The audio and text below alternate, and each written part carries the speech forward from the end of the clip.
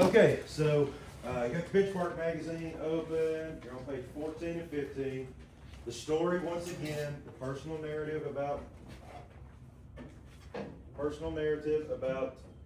the farming methods in the Amazon, what we're talking about. Yesterday, we kind of took a review of the first 4 days. Today, we're talking about the author's purpose. So, the purpose is the author's reason for writing. Okay? Purpose is his reason, his or her reason that they wrote the article.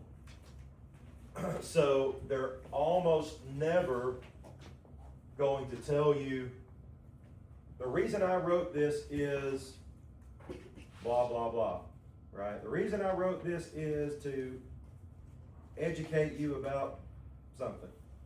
You're going to have to use inference, which is what we talked about yesterday or the day before in phonics. Inference. Y'all remember what it means to infer? Remember I said it's like taking what you already know and adding it to what? The information they give you.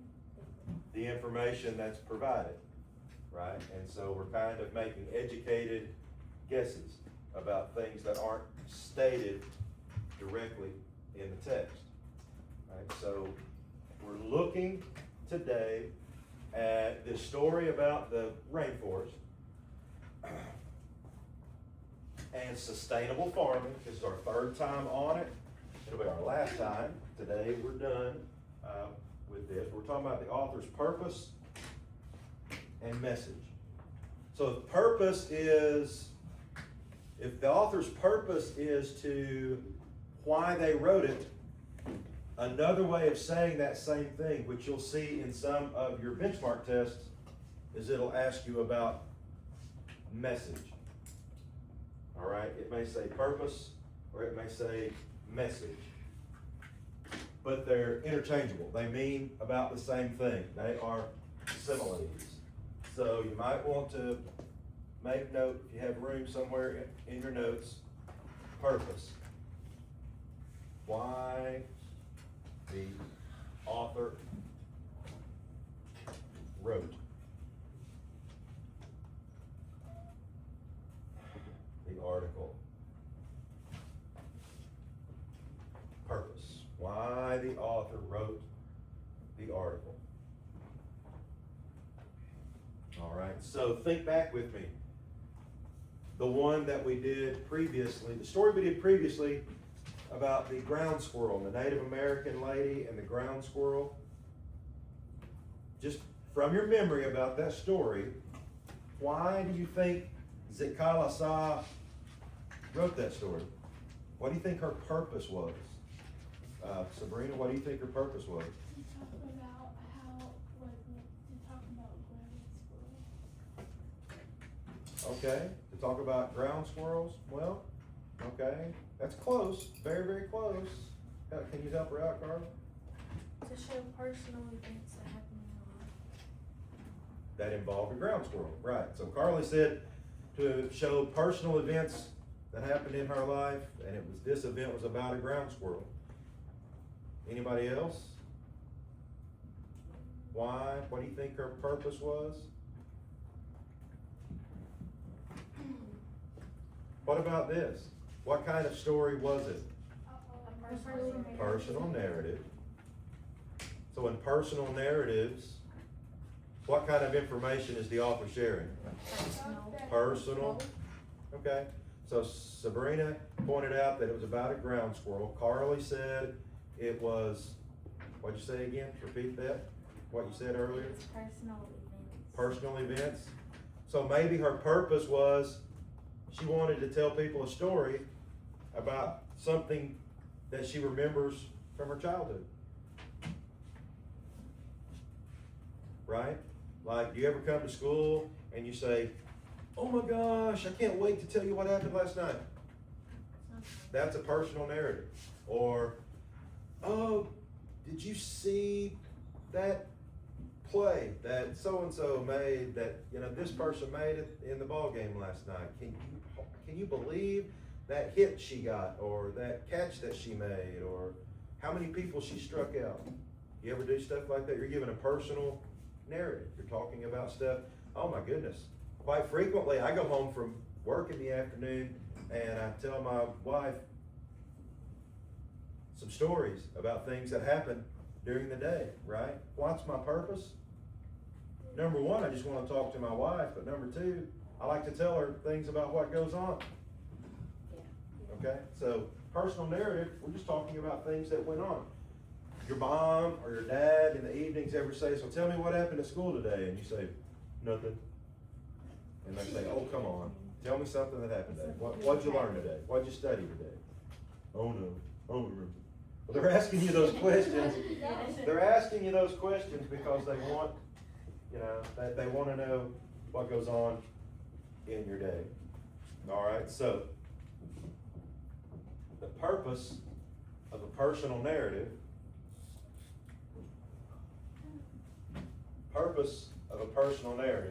is to, what? We just said it. Don't tell me again. About personal events. You may not have room to write all this, but if you do, personal narrative, narrative, tell about personal experiences. So if I was to ask you to write a short story, a paragraph or two, we're not gonna do it. I'm just making a question to you to cause you to think.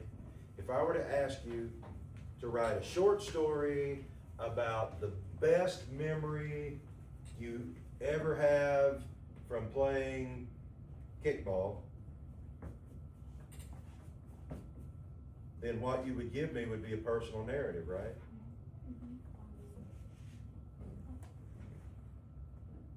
Okay? You'd be giving me a personal narrative about, man, I remember the first time that I ever kicked a home run.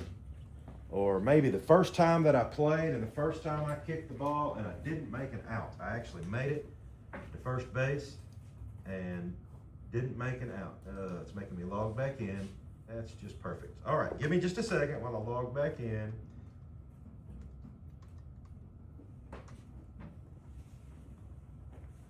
I don't know why it decided I needed to log back in, but here we go.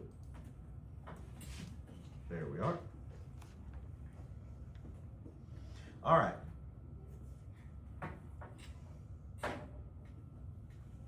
Okay, so it's telling about an experience that you had. Tells about a personal experience. So let's look for some evidence in the story about a personal experience.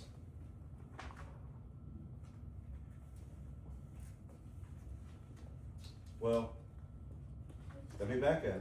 We're talking about purpose and message, right? We've already found information yesterday, the last time that we're on this story, about why it's a personal narrative. He uses I, us, me, those inclusive first person pronouns. He tells about his own experience. He gives his opinions. So now let's try to think. He's telling us about an experience that he had, but let's see if we can dig a little deeper and find out what his message is. His purpose is to write about a personal experience, but what's the message? What's the deep truth? What's the key point? We might also say main idea that he wants us to get. Well, here's one example. He says, it quickly becomes infertile and poor in soil quality. Right there on page, what page is that, 13, 14, 13? All right. It quickly becomes, all right, He also says they want to farm in a more sustainable way. They made scorched earth.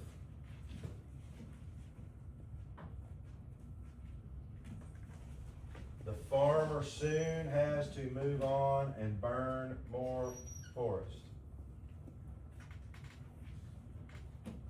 He has refrained from burning the land. Okay, so looking at all that evidence that I just highlighted for you there, if his purpose is to tell about a personal experience, what part of that experience is the main idea? What is the message he really wants you to get? Look at what he says. There's a more sustainable way. They used to use scorched earth. It made the soil infertile. The farmer has to move on and burn more forest. But Signor Poti has refrained from burning. What do you think that evidence is pointing out? What does the author believe? Instead of burning down all the trees, you can find more ways to get food. Okay.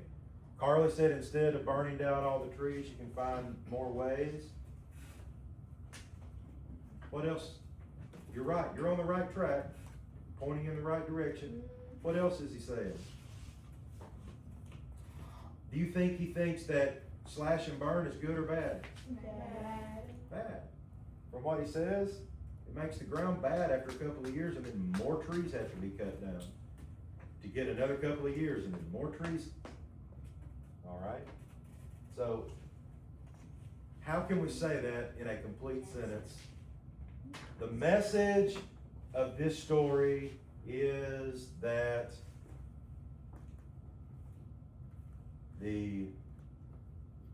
what method of farming? Burning. Y'all don't have to be so quiet just because the camera's on back there. Y'all know slash and burn techniques are Bad. for the, Environment. there you go. There you go. There you go.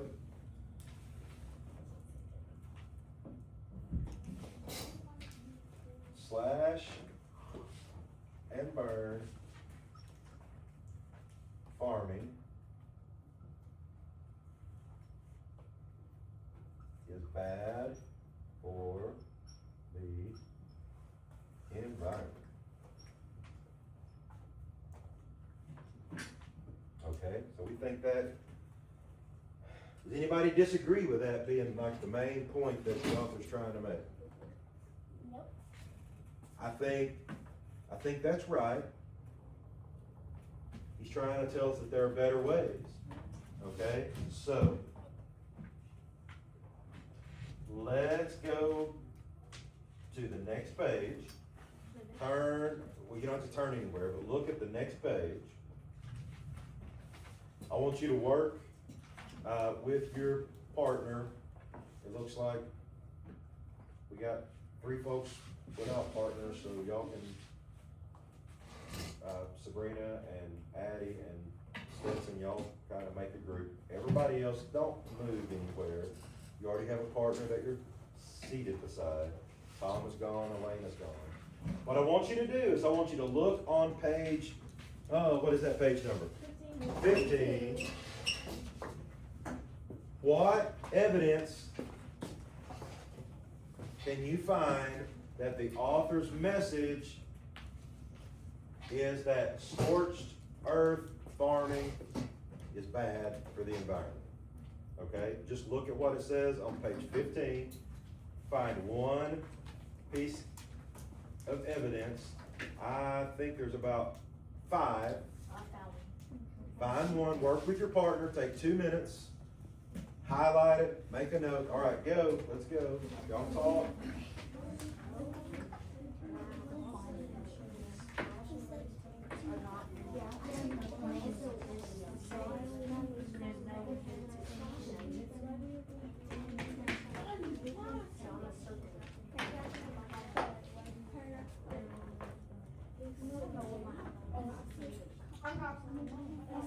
Well, we're looking for text evidence.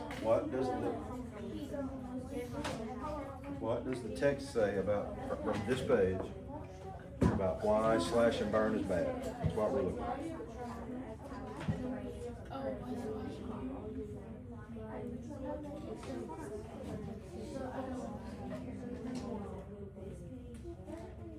Okay, just take a couple of minutes, see what you can find about why slash and burn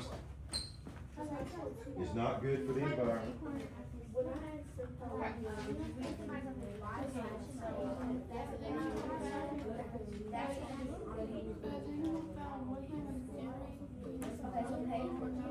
Cassava.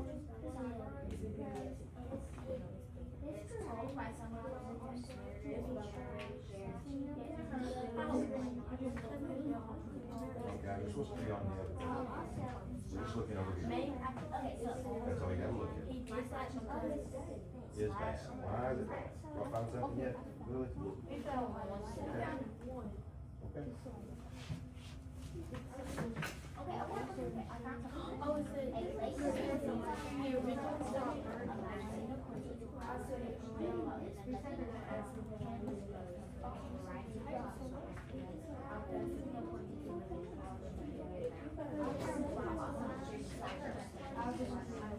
Good. Sabrina, are you listening, participating? Okay. Very good. Okay. Make a note of it. We'll talk about it in just a second. I'm gonna move my screen over to the other page so we can talk about page 2, or 15 rather.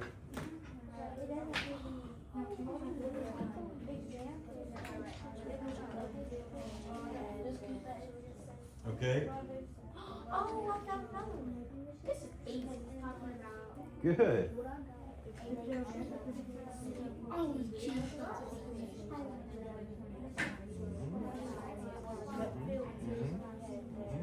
That's good. That he was doing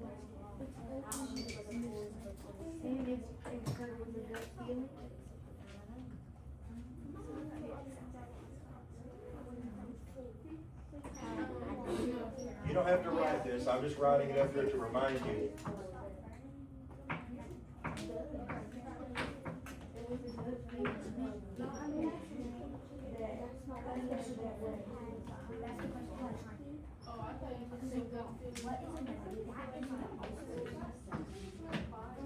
Okay, guys, y'all don't have to write that in your notes. I'm just putting it up there to remind everybody what we're looking for.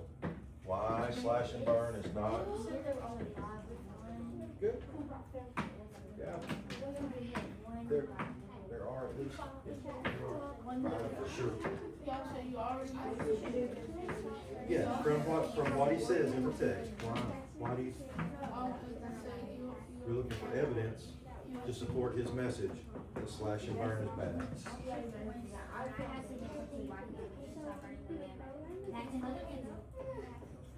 I found them all.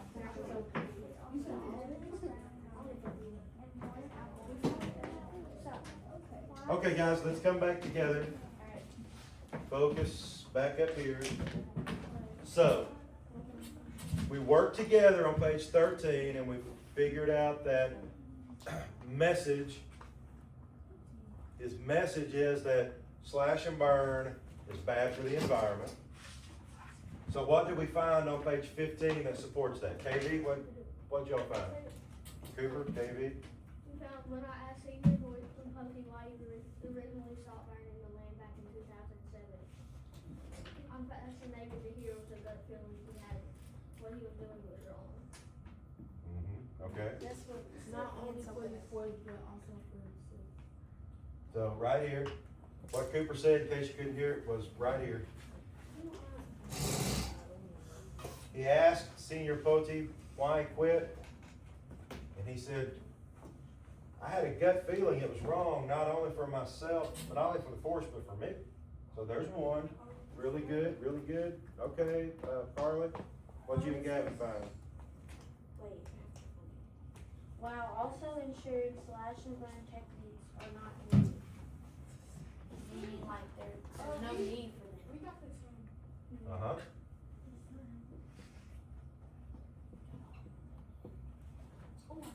Okay, all right. He says slash and burn techniques are not needed. Yep, okay. Carrington, what did you and Reagan find? Me and Reagan found a lake has been built on one of the corners of the land, allowing city employees to harvest fish, while in another corner gives the. Cassava. Yeah. Uh-huh. City employees bring the money year round, also during black and white techniques. Okay, so basically, this whole paragraph, right? He says, instead of burning the forest, he built a lake. He grows cassava, which we talked about. That's a kind of like a South American potato. He's got crops and activities going on his farm so he can bring in money all year. And then we already pointed out, slash and burn techniques are not good. Always a good thing. That's another, I know JV and Hadley had that one. Anybody see anything else? I had basically what Cooper had, then there's,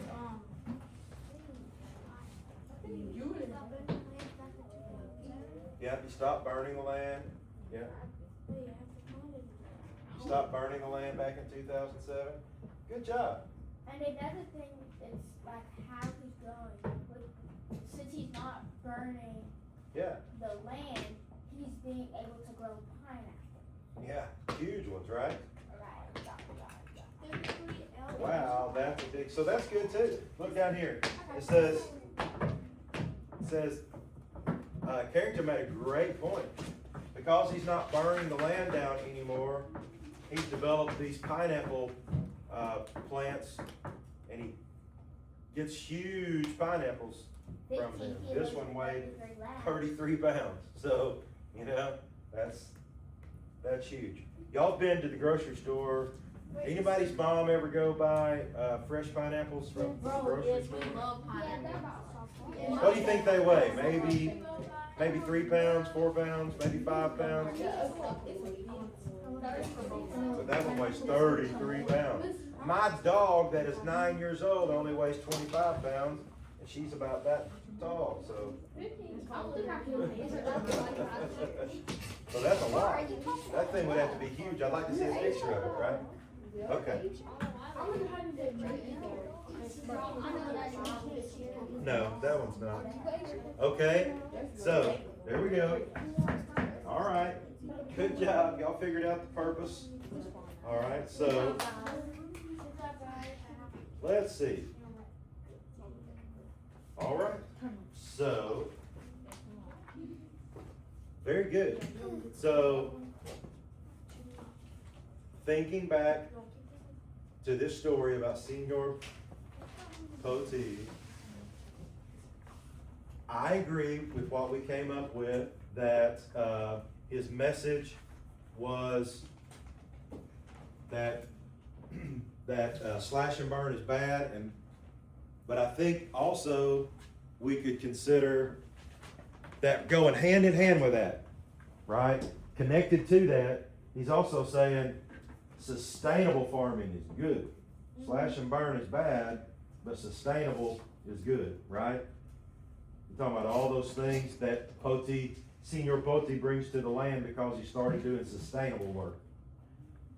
What does sustainable mean? Y'all remember? Good for The environment. Good for the environment. Sustainable means we can keep doing it. We can keep doing it. It's sustainable. Right. Meaning it's stuck, it won't Why do change. they call this slash and burn? Why do they call it slash and burn? Because it's a jungle, right? And so they go into the jungle and they slash, meaning they cut everything down, and then they burn it. And then they go in and use that for farmland. But it'll only last about 3 years before it goes bad.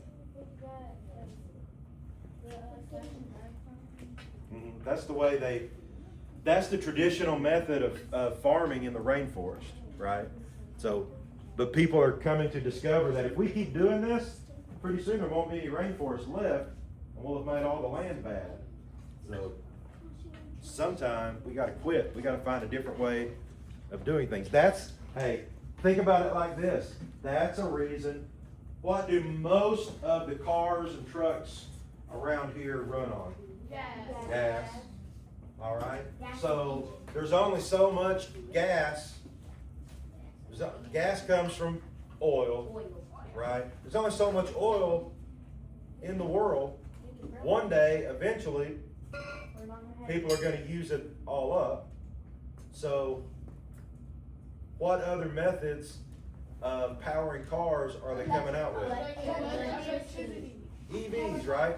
Electric vehicles, yeah. That is somebody saying, hey, I see a problem, and I'm gonna try to create, to create a solution to that problem. So, But what if we run out of electric charger? yeah, right. There's still problems. It's not, it's not perfect, but somebody's trying to do something, right? So, yes. Is there a way you can make gas again? No, I mean, if gas. Maybe in the future. they may figure out some way to make synthetic fuel in the future. They've figured out ways to make other synthetic things like, the motor oil that I use in my truck when it's time to change my oil. It's not natural oil from the ground anymore. It's synthetic. It's created, and it's actually better for your engine than What happens if you don't change your oil? your engine will wear out faster if you don't. Diesel, yeah. They can use biodiesel, which is pretty funny.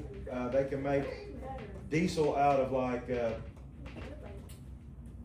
don't know how we got on this topic, but since you brought it up, they can make diesel fuel out of like restaurants, like say McDonald's or Burger King or somebody that does a lot of French fries. They got all that oil, and when it gets old and dirty, they can actually, and some people do, they can actually take that old cooking oil, and I don't know the whole process, but they can turn it into fuel to run diesel trucks and tractors and stuff like that. That's something we could look That's into. cool. It's called biodiesel. So, yep. Oh, yeah. Wait, you can make it to. All of those are examples of people saying, hey, we need something that's sustainable, because like solar energy, that's sustainable. The sun's gonna be burning for, well, if the sun ever goes out, we won't need to worry about energy anymore because, life on Earth can't exist without the sun. So as long as there's life, we got the sun, so solar energy, that's why we have a solar energy field right over here by the school, those solar panels. Right, because it's helping give electricity to the school. It's sustainable. What happens if all of it breaks down? Well, We're doomed. okay, but, so people are trying to come up with solutions to make things better. Later on this year, we'll talk about solar panels and how they're used in another country. They have to irrigate their crops, which means they've got to dig ditches to bring water from the river to where they have their crops planted. Well, it's very hot there, and so the water evaporates pretty fast that's in their irrigation ditches. So what they've done is they've put solar panels up off the ground, which creates shade, and then their irrigation ditch runs under the solar panels. All right, so that way it keeps the water from evaporating, and it provides electricity. So these are people all like Senior Pote, who says, I feel like there's gotta be a better way of doing things, right? And so I'm gonna try something different and see if this works. What Senior Pote started doing works really well. Sometimes we try something different and it doesn't work, so we have to try again. Y'all know, I don't know if you've learned this or not, but the man who invented the very first light bulb that runs on electricity, he had to try over 100 times to get one that would work and keep working and not just burn up within a few minutes and quit working.